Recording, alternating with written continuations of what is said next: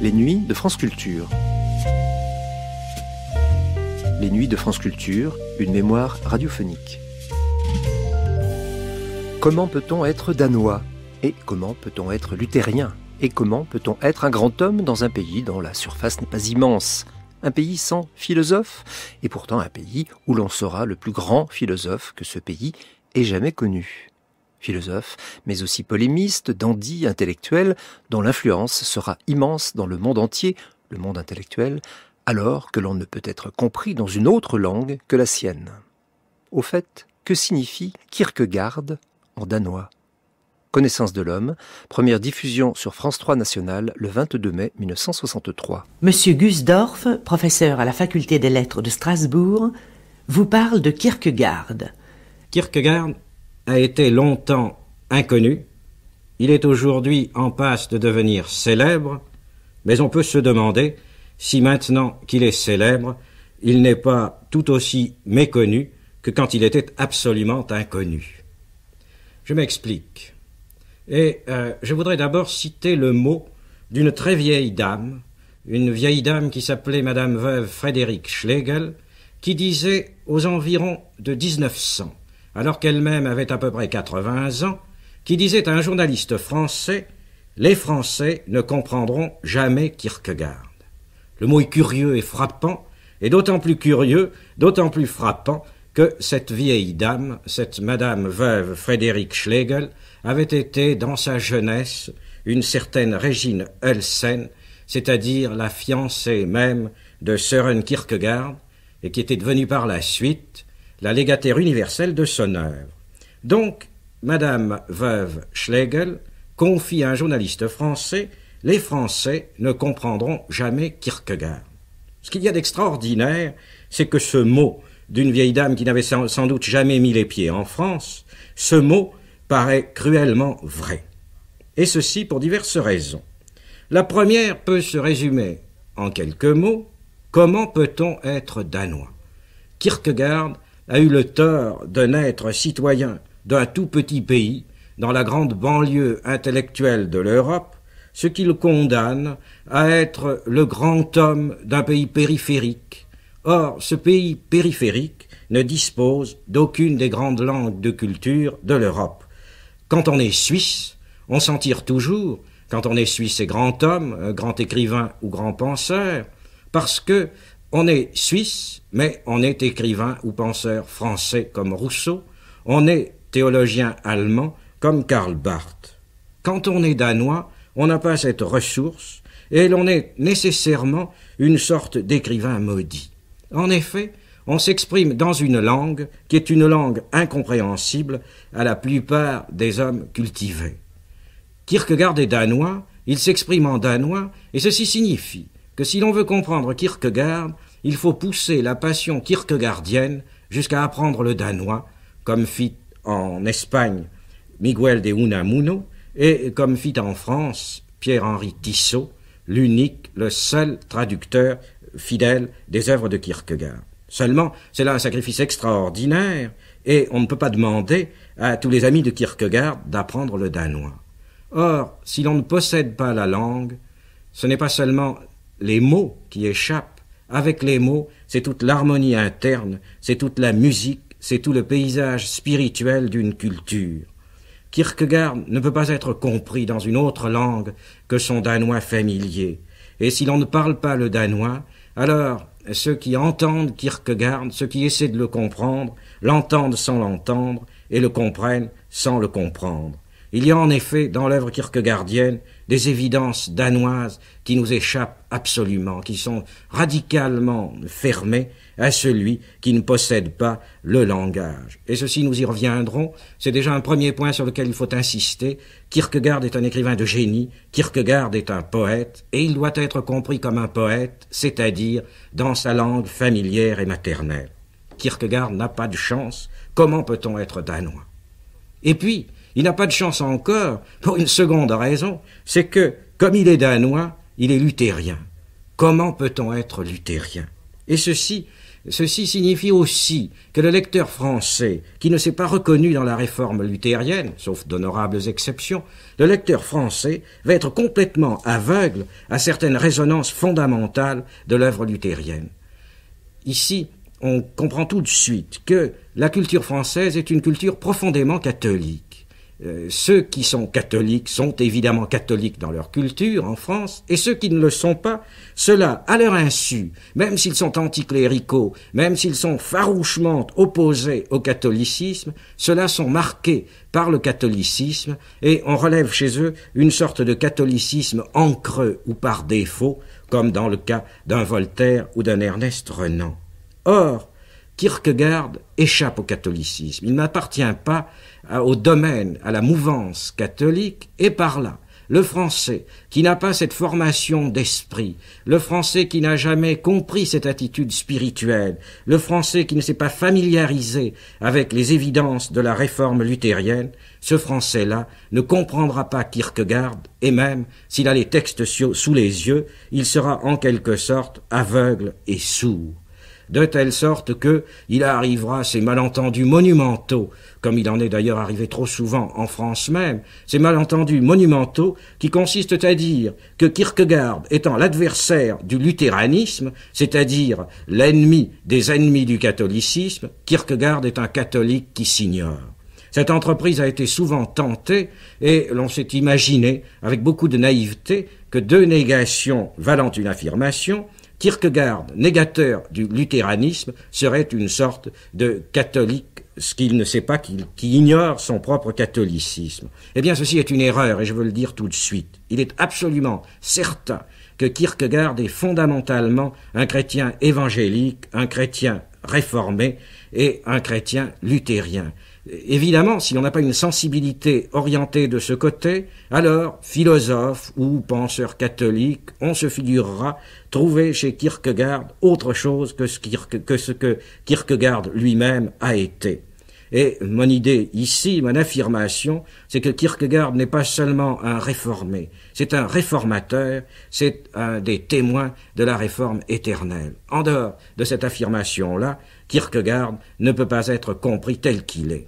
Ainsi, les Français ne comprendront jamais Kierkegaard. Nous avons dit pourquoi, et Madame veuve Frédéric Schlegel avait raison dans son affirmation.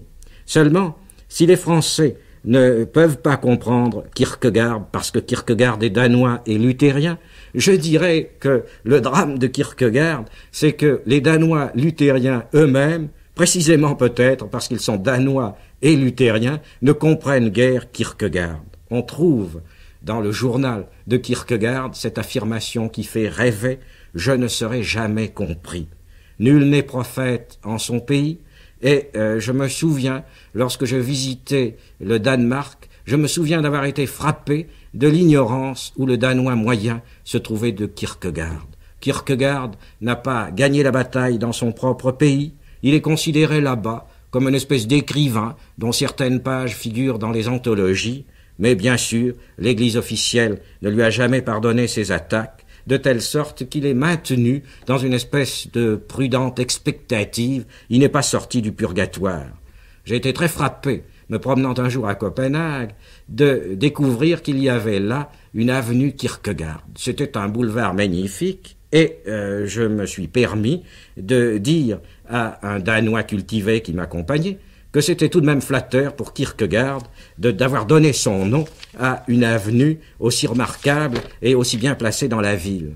Alors, le Danois en question eut un certain sourire et il me dit « Ne vous y trompez pas, cette avenue n'est pas l'avenue Kierkegaard, c'est l'avenue du cimetière. » Car en danois, Kierkegaard, ça veut dire aussi cimetière, et pour le danois moyen, Kierkegaard, ça veut dire cimetière avant de signifier Kierkegaard. Ainsi, Kierkegaard n'a pas eu de chance et je persiste à penser que cet homme est un des héros méconnus de la littérature universelle. Mais si Kierkegaard n'a pas eu de chance et s'il est généralement méconnu, ceci bien sûr ne doit pas empêcher notre tentative de le comprendre et de pénétrer l'énigme de sa vie. Eh bien, le drame de Kierkegaard, je crois, que c'est un drame biblique. Kierkegaard est un personnage biblique qui a vécu une aventure biblique. Une aventure où les personnages sont 3 et peut-être 4. Kierkegaard a affronté sa vie en affrontant d'abord son père et ensuite Régine Hölsen. Son père, c'est le patriarche biblique. Et en même temps qu'un patriarche biblique, en même temps que Job ou Abraham, c'est un père qui a péché. Le père est un pécheur, le patriarche a commis dans sa vie une série de fautes et le fils doit expier. De telle sorte que Søren Kierkegaard est l'Isaac de cet Abraham que fut son père. Et toute l'histoire spirituelle de Kierkegaard, c'est le drame de ce rapport avec son père dont il est à la fois le fils et la victime. Et puis, nouveau personnage, second personnage du drame, Régine Hölsen. Régine, la fiancée, qui représente la possibilité du mariage et la possibilité du bonheur. De telle sorte que dans cet affrontement déchirant, Kierkegaard, en sacrifiant sa fiancée, découvre la nécessité de sacrifier son bonheur. Parce que le drame lui-même, qui unit Kierkegaard à son père et à Régine, ce drame a son centre de gravitation devant Dieu.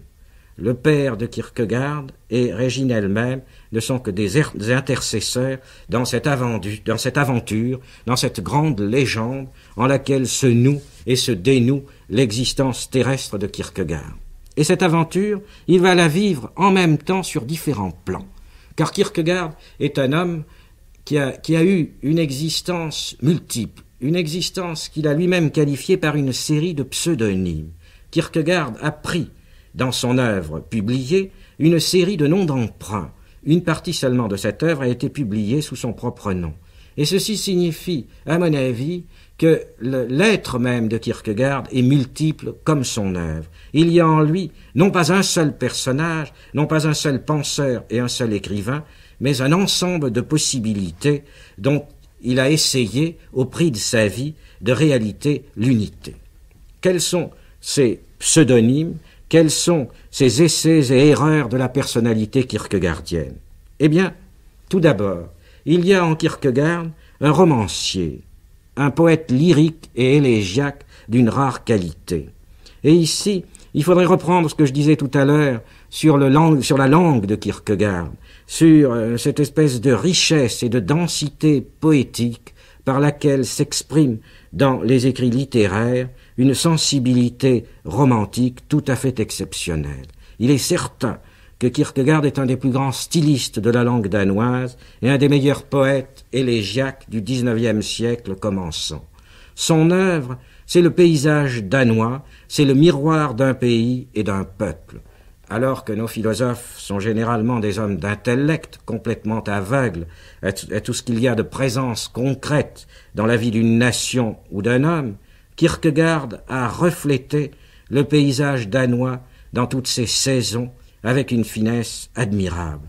Il faudrait relever chez lui tous ces paysages qui sont le paysage de la ville, le paysage de la campagne, le paysage de la lande. On voit vibrer chez lui le feuillage printanier, on voit frissonner sous le vent les marécages du Jutland, ou bien on voit le pays tout entier s'absorber dans l'immobilité hivernale et dans la neige de Noël. Cet aspect de l'œuvre kierkegaardienne est un aspect admirable et absolument décisif. Toute cette œuvre de Kierkegaard est une chronique de Copenhague et une chronique aussi de toute la vie de ce petit pays, aux confins de l'Europe, ce pays que le vent enveloppe de son frissonnement indéfini. Je me souviens d'avoir demandé à un Danois de mes amis quel pouvait être le secret de tristesse qui pesait sur le Danemark. Hamlet, le seigneur d'Elseneur, est un homme triste, et Andersen lui-même, l'auteur des contes, est un grand mélancolique. Cette mélancolie, elle absorbe aussi le personnage et l'œuvre kierkegaardienne. Et le Danois me répondait, pour justifier cette mélancolie, que le secret de ce mystère de tristesse, c'était le vent. Le Danemark est un entre-deux-mers, toujours soumis à la pression de ces courants d'air qui font que chacun se retire en soi-même et frissonne quelque peu sous le vent de la mer. Eh bien, le poète élégiaque Kierkegaard est le poète du vent et de la lande.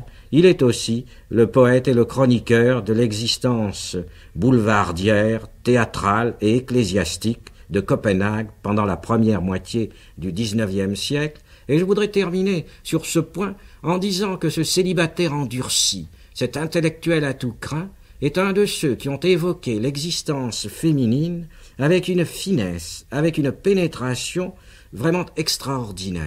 Il y a chez lui une sorte de poème de la pensée et de la sensibilité de la femme et de la jeune fille dont on rencontre rarement ailleurs l'équivalent dans la littérature universelle.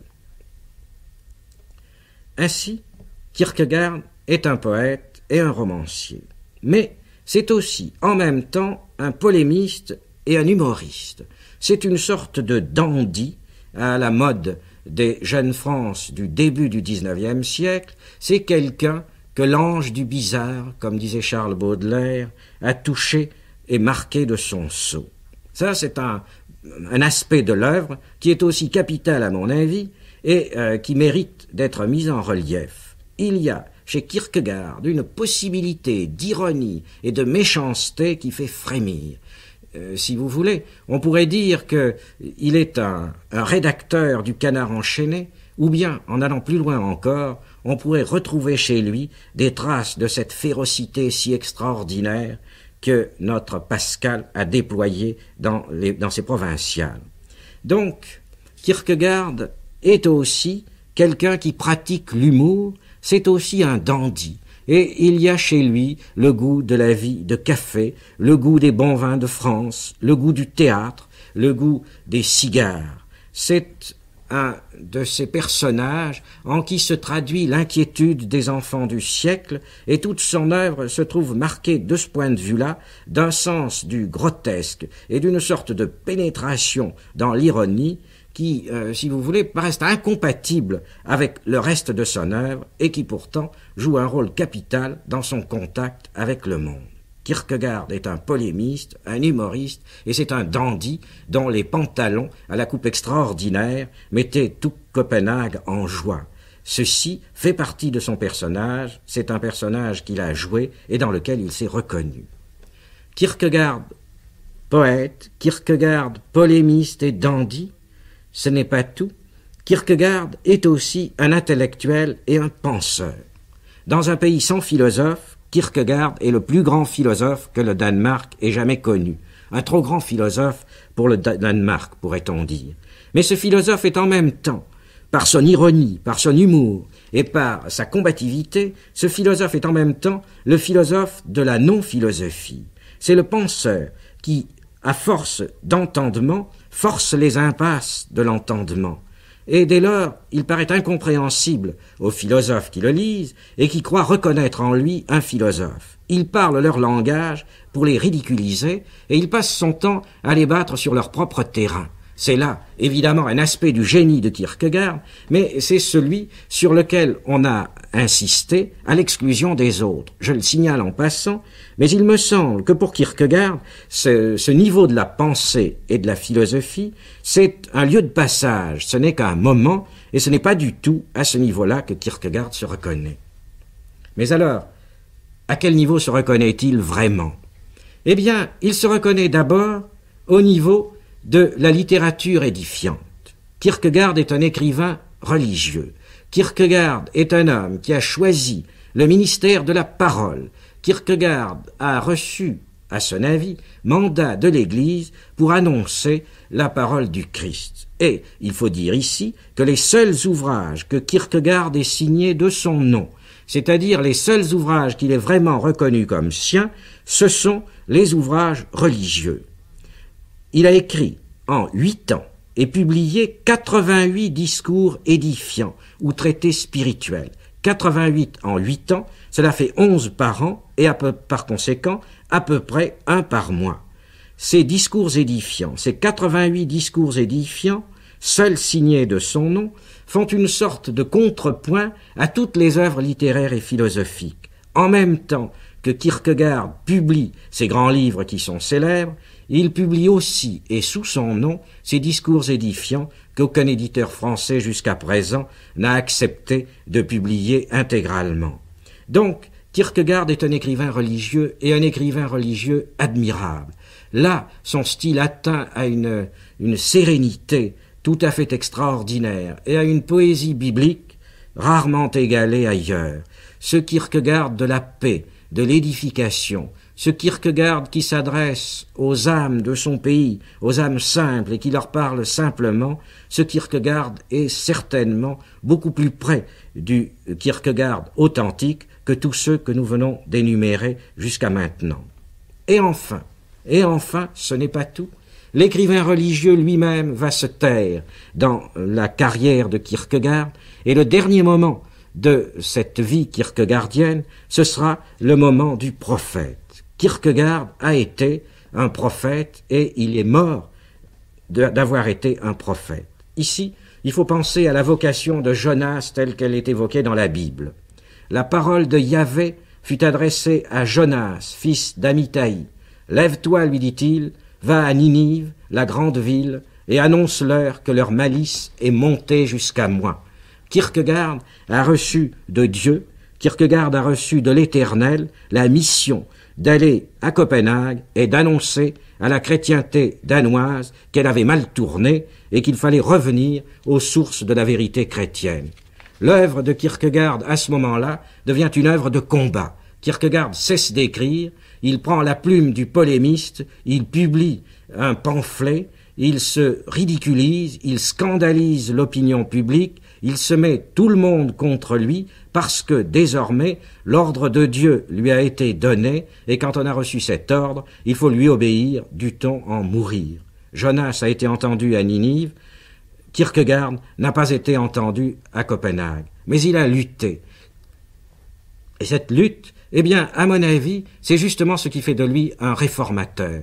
Kierkegaard a critiqué Luther, mais le vieux Luther, le Luther qui avait réussi et qui avait échoué parce qu'il avait réussi précisément. Kierkegaard a repris le combat de Luther au moment du jeune Luther. Et ce combat, il fallait le reprendre parce qu'une réforme qui réussit, c'est une réforme qui échoue. Kierkegaard est un des derniers réformateurs, il attaque la citadelle de la chrétienté danoise comme Josué attaque les murailles de Jéricho. À la 7e fois, lorsque Josué fait le tour des murailles de Jéricho, à la 7e fois, les murailles tombèrent. Eh bien, les murailles de la chrétienté danoise ne sont pas tombées, mais le cri de Kierkegaard ne s'est pas perdu. Le cri de Kierkegaard a été entendu. Et c'est ici, alors que peut-être il nous faut conclure, Kierkegaard a tout manqué. Kierkegaard n'a rien réussi. Kierkegaard a manqué sa vie, il a manqué son mariage, il a manqué sa carrière. Kierkegaard n'est pas arrivé. Mais sa vocation, justement, c'était peut-être de n'être pas arrivé.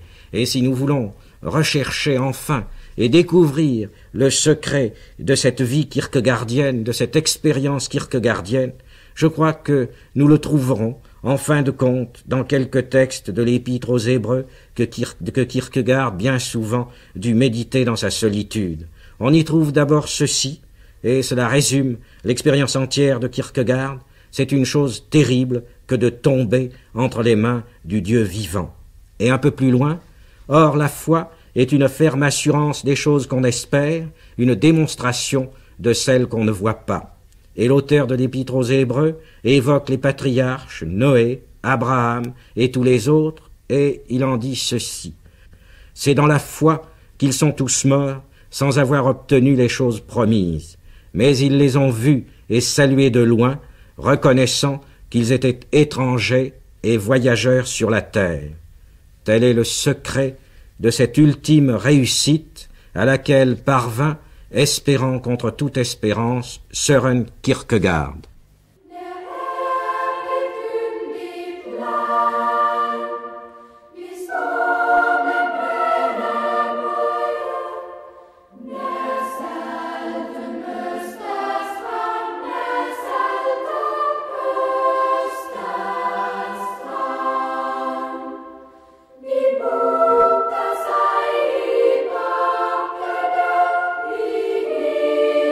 Gamle